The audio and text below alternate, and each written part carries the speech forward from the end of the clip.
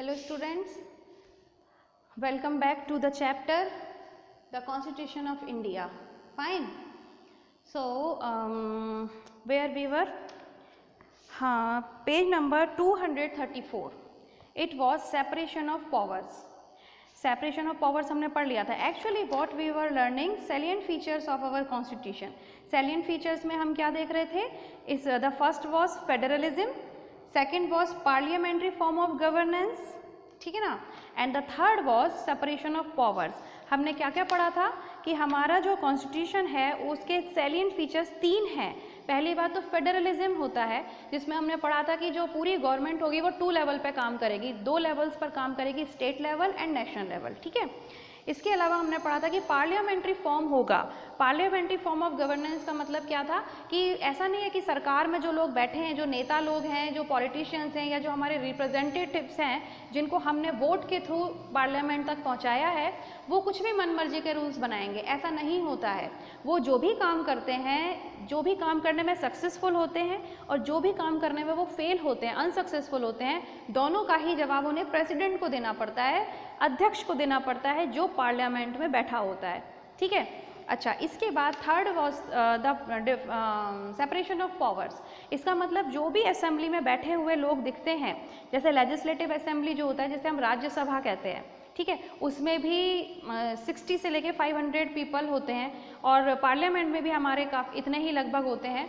तो उसमें जितने भी लोग बैठे होते हैं वो 3 अलग अलग टाइप के काम करते हैं. ठीक है. पहला होता है लेजिस्लेचर, जो लोग लॉ बनाते हैं, ठीक है, लॉ मेकर्स. दूसरे होते हैं जुडिशरी, जो इंटरप्रेट करते हैं कि जो लॉ बनाया गया है, जो लेजिस्लेचर ने जो लॉ बनाया है, आप समझ रहे हो ना. लेजिस्लेचर मतलब मान लीजिए कि 500 लोग हैं, उनमें से 100 लोग लेजिस्लेचर में हैं, 200 लोग जुडिशरी में हैं और बाकी के लोग एग्जीक्यूटिव में हैं. इस तरीके से एग्जाम्पल दे रही हूँ. इस तरीके से पूरे लोग जो हम लोकसभा में देखते हैं या राज्यसभा में देखते हैं, वो 3 पार्ट्स में बटे होते हैं. तो लेजिस्लेचर में जो लोग आते हैं, जितने लोग आते हैं, वो सब होते हैं law makers, they make laws. Second होता है जुडिशरी. जुडिशरी करते हैं इंटरप्रेट लॉ को. जो भी लॉ बनाया गया है लेजिस्लेचर के द्वारा, उसको वो इंटरप्रेट करते हैं कि वो लॉ सही है कि नहीं है, वो लागू करने के लायक है कि नहीं है, कहाँ लागू करना चाहिए, कहाँ नहीं करना चाहिए. तो ये है कि उसको पूरा इंटरप्रेट करते हैं. तीसरा आता है एग्जीक्यूटिव. एग्जीक्यूटिव तीसरे लोग होते हैं, तीसरा ग्रुप होता है लोगों का, जो ये देखते हैं कि हाँ, एक बार जुडिशरी ने हाँ कह दिया कि हाँ भाई ये लॉ को हमें लागू करना है, तो कब करना है, कैसे करना है, कहाँ करना है, कहाँ नहीं करना है, वो सब कौन देखता है? एग्जीक्यूटिव देखते हैं. तो इस तरीके से हमने पढ़ा था कि these 3 were the salient features of our constitution. First was federalism, second the parliamentary form of governance and the third was separation of the power. ठीक है. Next we will come to the fourth point. This is also the salient feature, universal adult franchisee.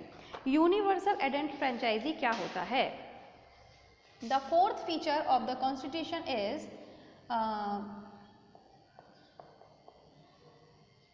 universal adult franchisee. ठीक है.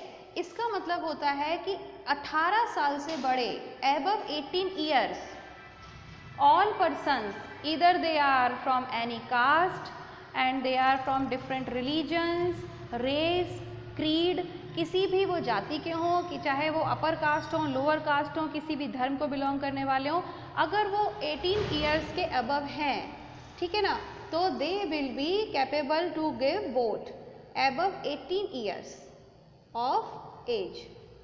ठीक है. अगर उनकी उम्र 18 साल से ज़्यादा है तो वो चाहे किसी भी धर्म जाति के बने रहें, उनको वोट देने का अधिकार है. They can vote. This is known as universal adult franchise. कुछ खास नई बात नहीं है. Next, the fundamental rights. अब हमारे कॉन्स्टिट्यूशन में लॉज बनाने के साथ साथ कुछ फंडामेंटल राइट्स भी दिए गए. The fundamental rights. ये फंडामेंटल राइट्स कौन कौन से हैं?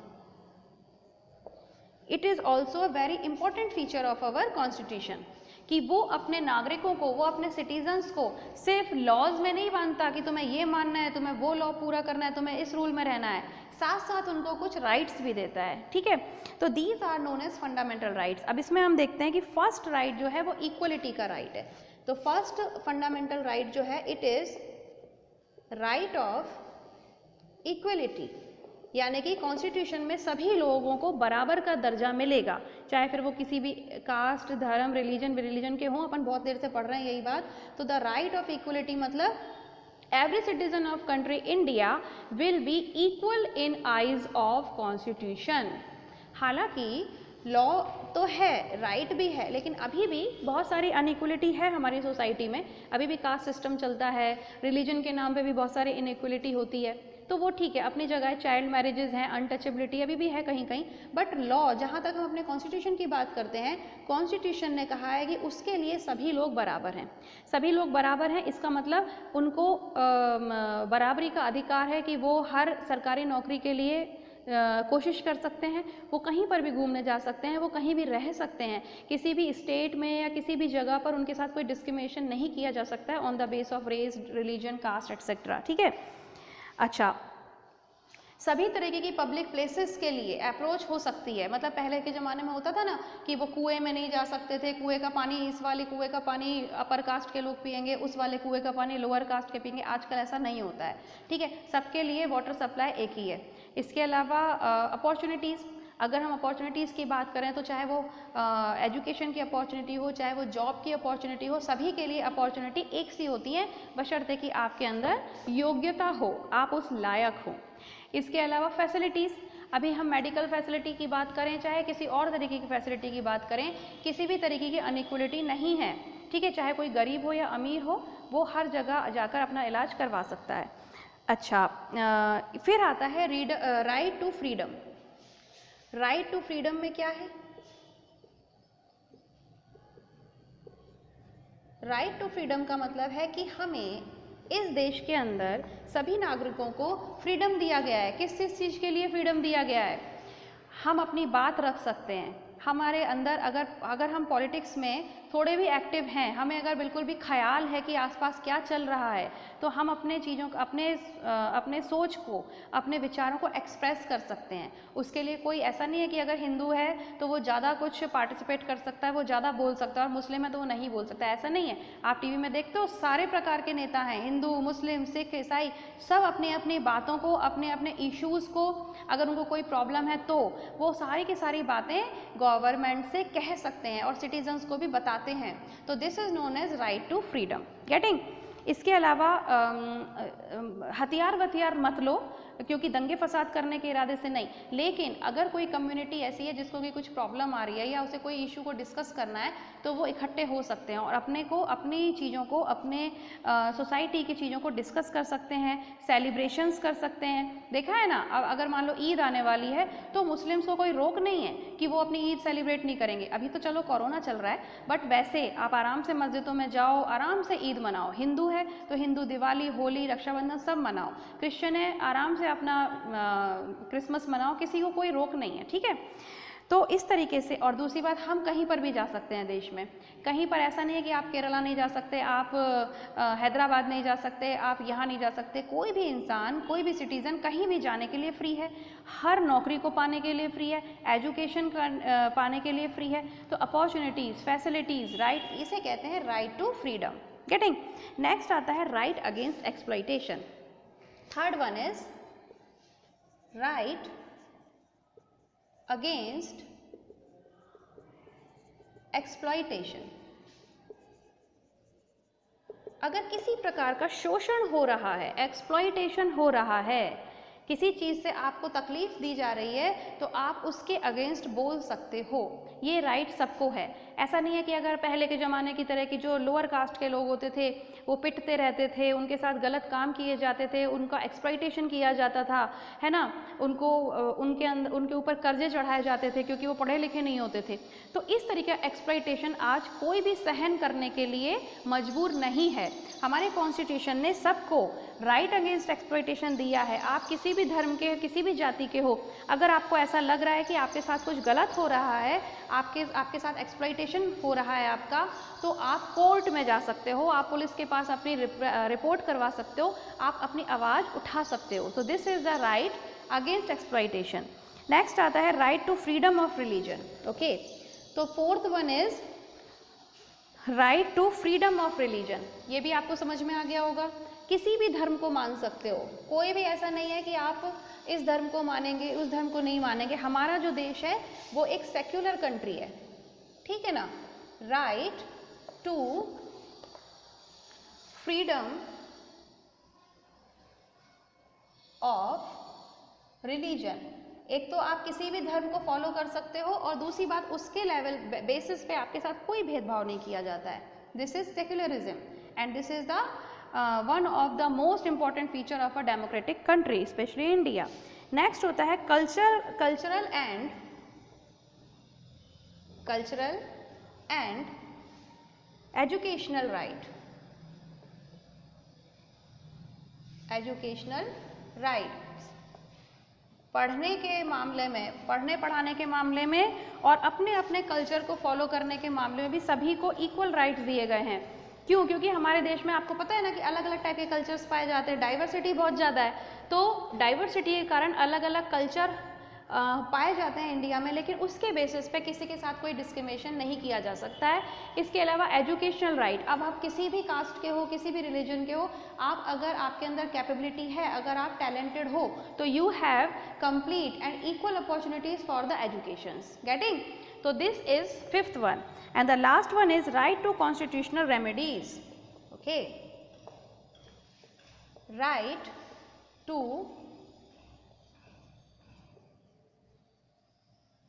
Constitutional remedies. इसका क्या मतलब होता है? हमारे संविधान में, हमारे कॉन्स्टिट्यूशन में अगर कोई एक्सप्लॉइटेशन के अगेंस्ट कुछ अधिकार दिया गया है, ठीक है, या किसी भी प्रॉब्लम का कोई सल्यूशन दिया गया है, तो उसका सबके ऊपर अधिकार है, मतलब उसके ऊपर सबको एक जैसा अधिकार है। आप किसी भी कास्ट के हो, किसी भी रिलीजन के हो, अगर आपके साथ कोई प्रॉब्लम आ रही है तो आप कॉन्स्टिट्यूशन में जो भी लिखा हुआ है, जो भी आपकी प्रॉब्लम की सॉल्यूशन दी गई है, रेमेडी का मतलब होता है उपचार, ट्रीटमेंट, तो जो भी प्रॉब्लम की ट्रीटमेंट दी गई है वो सबके लिए एक सी होगी। ऐसा नहीं है कि हिंदूज के लिए अलग बनाया गया है, मुस्लिम्स के लिए अलग बनाया गया है, ऐसा कुछ नहीं है। तो कॉन्स्टिट्यूशनल रेमेडीज का मतलब होता है कि किसी भी तरीके की प्रॉब्लम के लिए कॉन्स्टिट्यूशन में जो ट्रीटमेंट बताए गए हैं, जो उनको सही करने के तरीके बताए गए, वो सबके लिए लागू होते हैं, ठीक है। तो these were some of the fundamental rights which are provided by the constitution to the citizens of India, ठीक है। तो ये आपने पढ़ा। तो sixth one is fundamental duties. अभी हम सैलिएंट फीचर्स पढ़ रहे हैं, तो सैलिएंट फीचर्स में हमने फेडरलिज्म पढ़ लिया था, पार्लियामेंट्री फॉर्म ऑफ गवर्नेंस पढ़ लिया था, सेपरेशन ऑफ पावर्स पढ़ लिया, यूनिवर्सल एडल्ट फ्रेंचाइजी पढ़ लिया, फंडामेंटल राइट्स। अब राइट्स के साथ साथ कोई ड्यूटीज़ भी हैं, ऐसा नहीं है कि सिर्फ राइट्स ही राइट्स आपको मिल जाएंगे, सिर्फ राइट्स नहीं, साथ में हमें कुछ यूनिवर्सल ड्यूटीज़ भी बताई गई हैं, सॉरी फंडामेंटल ड्यूटीज़ भी बताई गई हैं, ठीक है ना। तो what are these fundamental duties? हमारा ये 6 पॉइंट आता है कि हमारे कॉन्स्टिट्यूशन में हमारे लिए कुछ फंडामेंटल ड्यूटीज़ भी डिसाइड की गई हैं, ठीक है जी। अब इसमें क्या क्या होती हैं? Rights and duties are interrelated और दे मस्ट बी, ठीक है। फर्स्ट है to abide by the constitution and respect its ideals and institutions, the national anthem. ये थोड़े दिन पहले प्रॉब्लम हुई भी थी शायद देश में कि नेशनल एंथम जो है वो संस्कृत का हो चाहे वो उर्दू का हो, किसी का भी हो, ठीक है, वो किसी टैगोर ने लिखा हो या किसी ने भी लिखा हो, लेकिन national anthem is a national thing, उससे आप हिंदू मुस्लिम को रिलेट नहीं कर सकते हो, that is not a religious thing. तो कहा गया है कि पहली फंडामेंटल ड्यूटी ये है कि आप अपने राष्ट्रगीत राष्ट्रगान का सम्मान करोगे, ठीक है ना, अगर वो चाहे हिंदी में है चाहे वो संस्कृत में है, डजेंट मैटर, इससे आपके रिलीजन पर और आपकी भावनाओं पर कोई फर्क नहीं पड़ना चाहिए, क्योंकि वो एक राष्ट्रीय चीज़ है, it is a national thing. And finally first of all you are an Indian, ठीक है। तो पहली ये ड्यूटी है कि आप अपने कॉन्स्टिट्यूशन की रिस्पेक्ट करो, उसके अंदर जो भी नॉर्म्स दिए गए हैं, जो भी रूल्स दिए गए हैं, उनको फॉलो करो और नेशनल एंथम का सम्मान करो। To cherish and follow the noble ideals which inspired our national struggle for freedom. जो हमारे स्ट्रगल थे फ्रीडम के लिए, जो आज़ादी के टाइम पर जो संघर्ष किया गया था, उसमें जो आइडियाज़ बताए गए थे, उसमें जो चीज़ों को जिक्र किया गया था, उनको आपको सम्मान करना है। To uphold and protect sovereignty, unity and integrity of India. सबसे बड़ी बात कि आपके किसी भी फालतू की बातों के कारण हम हमारे देश की अखंडता और एकता को और स्वतंत्रता को, सोवेरिनिटी मैंने बताया था ना, सोवेरीन मतलब हम एक इंडिपेंडेंट कंट्री हैं। अब इंडिपेंडेंट का मतलब सिर्फ ये नहीं है कि अंग्रेज भाग गए, इंडिपेंडेंट का मतलब ये है कि अब हम हर तरीके के डिसीजन अपने आप लेते हैं, चाहे वो पॉलिटिकल डिसीजंस हो, चाहे वो सोशल डिसीजंस हो, चाहे वो इकोनॉमिकल डिसीजंस हो, चाहे वो कैसे भी डिसीजंस हो। अब इंडिया को किसी और से पूछने की ज़रूरत नहीं है। तो इसीलिए फिर अब आप बीच में अगर कभी अपना आ गए, हम तो भाई क्रिश्चियन हैं, हमारे कोई ऐसा है, हमारे हिसाब से वैसा है, तो कोई नहीं सुनने वाला। आप हिंदू, मुस्लिम, सिख, ईसाई, बौद्ध, जैन कुछ भी बने रहो, सबसे पहले की बात यह है कि आपकी किसी भी छोटी मोटी बात के लिए इंडिया की सोवेरेनिटी मतलब उसकी फ्रीडम, उसकी यूनिटी और उसकी अखंडता, इंटीग्रिटी को ख़त्म नहीं किया जाएगा। ठीक है। To defend the country and render rational services when called upon to do so. जब भी हमारे देश में ऐसी, भगवान ना करे लेकिन कभी ऐसा है कि बहुत बड़ी आफत आ जाए, किसी ने अटैक कर दिया, हम हार रहे हैं, तो फिर एक टाइम ऐसा आता है जब से सारे सिटीजन्स की ड्यूटी बन जाती है कि जाओ लड़ो अपने देश के लिए। तब कोई ये नहीं देख सकता है, दिखा सकता है कि नहीं जी हम तो मेजॉरिटी नहीं है, हम तो हिंदू हैं, हम तो नहीं जाएंगे, हम तो मुस्लिम हैं, हम नहीं जाएंगे, हम क्रिश्चियन हैं, हम नहीं जाएंगे। ऐसा आप नहीं कर सकते हो। ठीक है। टू प्रमोट हारमनी, हारमनी मतलब मेल जोल से रहना, भाईचारे को बढ़ावा देना। To value and preserve the rich heritage of our composite culture, हमारा जो कल्चर है वो इतना ज़्यादा रिच है, अलग अलग टाइप का कल्चर है, उन सबको हारमनी में रखना, हर कोई को एक दूसरे की रिस्पेक्ट करना। नेचुरल एनवायरनमेंट को प्रोटेक्ट करना। ठीक है। अच्छा, इसके अलावा scientific temper, humanism and spirit of inquiry and reform, हम सभी प्रकार की साइंटिफिक टेक्नोलॉजी को, स्पिरिचुअल चीज़ों को लेकर साथ चलते हैं, ना हम धर्म को छोड़ते हैं, ना हम साइंस को छोड़ते हैं। ठीक है। सभी को सूचना पाने का और सूचना देने का अधिकार है, मतलब किसी भी से भी कुछ छुपाया नहीं जाता है, किसी भी कम्युनिटी से। ऐसा नहीं है कि हिंदुओं को कोई बात पता है तो मुसलमानों को नहीं पता, या मुस्लिम्स को कुछ पता है तो वो क्रिश्चियंस को नहीं पता। नहीं, आप टीवी में देखते हो, खुली डिबेट आती है, सारी न्यूज़ आपके सबके सामने होती है। ठीक है ना। इसके अलावा पब्लिक प्रॉपर्टी, पब्लिक प्रॉपर्टी किसे कहते हैं, जितने भी हमारे मॉन्यूमेंट्स हैं, हिस्टोरिकल चीज़ें होती हैं, ये सारी पब्लिक प्रॉपर्टी कहलाती है, उनको प्रोटेक्ट करना। किसी को अधिकार नहीं है कि कोई किसी का मंदिर तोड़ता है या कोई किसी की मस्जिद तोड़ता है, ये बिल्कुल गलत है। या अगर पब्लिक प्रॉपर्टी है तो आप उसको नुकसान नहीं पहुँचाएंगे। To strive towards excellence in all spheres of individual and collective activity, चाहे आप अकेले हो या आप समूह में काम कर रहे हो, ग्रुप में काम करो, आप जो भी काम करोगे आप बहुत अच्छे तरीके से करोगे। Directive principle of state policy, this is the last point.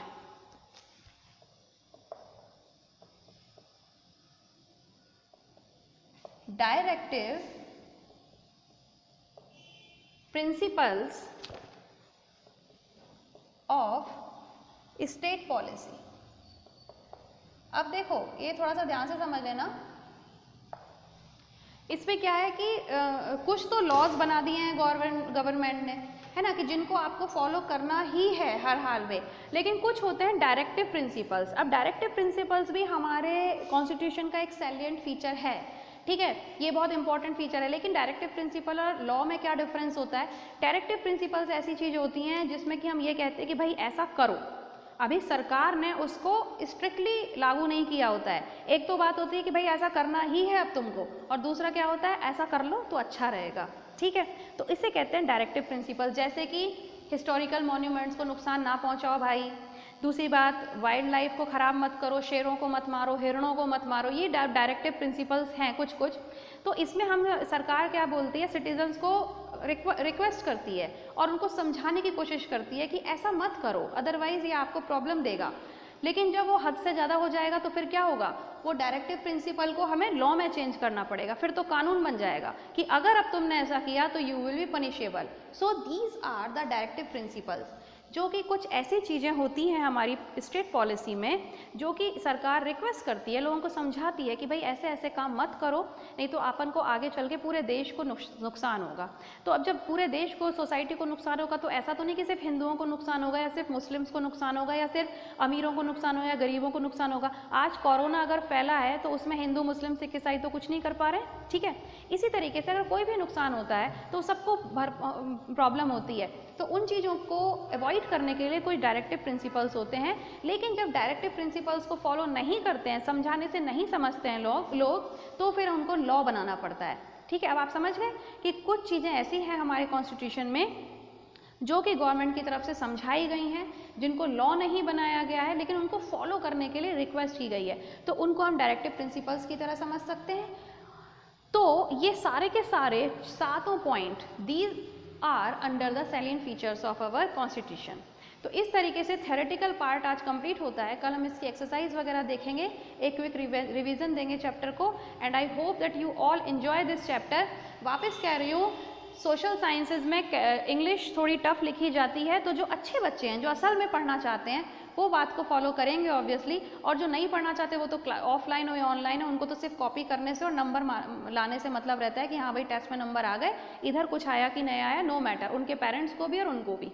ठीक है, तो जो बच्चे असल में पढ़ना चाहते हैं, मैं उनसे वापस कहूँगी कि सिविक्स, हिस्ट्री वगैरह सारे इंटरेस्टिंग होते हैं बहुत ज़्यादा, लेकिन आप क्या किया करो, टफ होती है इंग्लिश साइंस की तुलना में, तो इसके लिए आप पेंसिल लेके बैठो, जो भी वर्ड मीनिंग्स नहीं आते उनको गूगल करो, डिक्शनरी देखो और समझने की कोशिश करो। ठीक है, this all will help you very much in your career formation. वो कैसे, वो मैं आपको बाद में बताऊँगी। ठीक है, तो have a good day, have a safe day, till then bye bye.